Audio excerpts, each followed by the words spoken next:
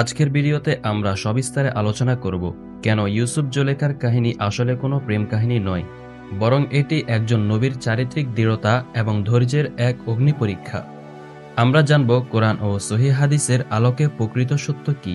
আল্লাহ তাআলা পবিত্র কোরআনের 12 নম্বর সূরা ইউসুফ এই ঘটনাকে বলেছেন আহসানুল কাসাস বা সেরা কাহিনী।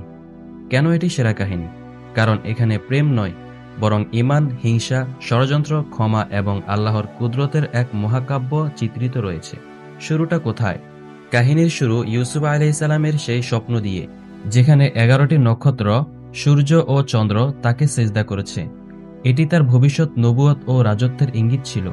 ভাইদের হিংসার শিকার হয়ে কূপে নিক্ষিপ্ত হওয়া এবং সেখান থেকে ক্রীতদাস হয়ে মিশরে বিক্রি হওয়া, এই দীর্ঘ পথ চলায় কোথাও প্রেম কাহিনীর ছিটেফোঁটাও ছিল না। মিশরের অর্থমন্ত্রী কিতফির, যাকে আজিজে মিশর বলা হয়, তিনি ইউসুফ আলাইহিসসালামকে কিনে নিজের ঘরে নিয়ে আসেন। সেখানে ইউসুফ আলাইহিসসালাম বড় হতে থাকেন। তিনি ছিলেন অলৌকিক সৌন্দর্যের অধিকারী। এখানে জুলেখার প্রসঙ্গ আসে। জুলেখা ছিলেন কিতফিরের স্ত্রী। তিনি ইউসুফ আলাইহিসসালাম এর রূপ দেখে মোহিত হয়ে যান। কিন্তু মনে রাখবেন, এটি কোনো পবিত্র ভালোবাসা ছিল না। এটি ছিল ক্ষমতার দাপটে একতরফা আসক্তি। একদিন জুলেখা ঘরের সব দরজা বন্ধ করে দিয়ে ইউসুফ আলাইহিসসালামকে কুপ্রস্তাব দেন। কোরআনের ভাষায় ইউসুফ আলাইহিসসালাম তখন বলেছিলেন, আল্লাহর পানা, নিশ্চয় আমার প্রতিপালক আমাকে উত্তম আশ্রয় দিয়েছেন। প্রচলিত গল্পে দেখানো হয় ইউসুফ আলাইহিসসালামও কিছুটা দুর্বল ছিলেন, কিন্তু কোরআন বলছে তিনি আল্লাহর নিদর্শন দেখে নিজেকে সংবরণ করেন এবং পাপাচার থেকে বাঁচতে দরজার দিকে দৌড় দেন। এটি প্রেমের কোনো দৃশ্য নয়, এটি ছিল পাপ থেকে পালানোর সংগ্রাম। নিজের অপরাধ ঢাকতে জুলেখা উল্টো ইউসুফ আলাইহিসসালামের উপর দোষ চাপিয়ে তাকে কারাগারে পাঠান। ইউসুফ আলাইহিসসালাম বলেছিলেন, হে আমার পালনকর্তা, তারা আমাকে যে কাজের দিকে আহ্বান করেছে তার চেয়ে কারাগারই আমার কাছে অধিক প্রিয়।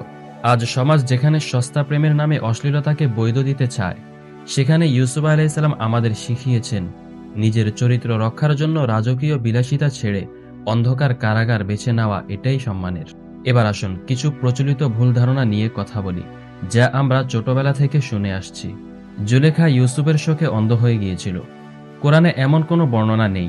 ইউসুফ আলাইহিসসালামের শোকে অন্ধ হয়েছিলেন তার পিতা ইয়াকুব আলাইহিসসালাম। বুড়ি জুলেখা আবার সুন্দরী তরুণী হয়ে যান।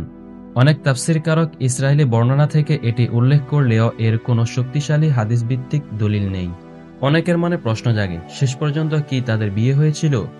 ইতিহাসবিদ ইবনে কাসির রহমতুল্লাহ আলাইহি সহ অনেক বড় আলেম উল্লেখ করেছেন যে দীর্ঘ সময় পর আজিজে মিশরের মৃত্যুর পর বাদশাহর উদ্যোগে ইউসুফ আলাইহিসসালামের সাথে জুলেখার বিয়ে হয়। তবে এখানে একটি সূক্ষ্ম টুইস্ট আছে। বলা হয়, বিয়ের পর ইউসুফ আলাইহিসসালাম যখন জুলেখাকে কাছে পেতে চাইলেন, তখন জুলেখা ইবাদতে মগ্ন ছিলেন। তিনি বলেছিলেন, এক সময় আমি তোমাকে চিনতাম, কিন্তু আল্লাহকে চিনতাম না। এখন আল্লাহকে চেনার পর আর আমার অন্তরে অন্য কোনো কিছুর জায়গা নেই। যদি তাদের মিলন হয়েও থাকে, তবে তা হয়েছে আল্লাহর মোহাব্বত লাভের পর, জাগতিক কামনার বশবর্তী হয়ে নয়।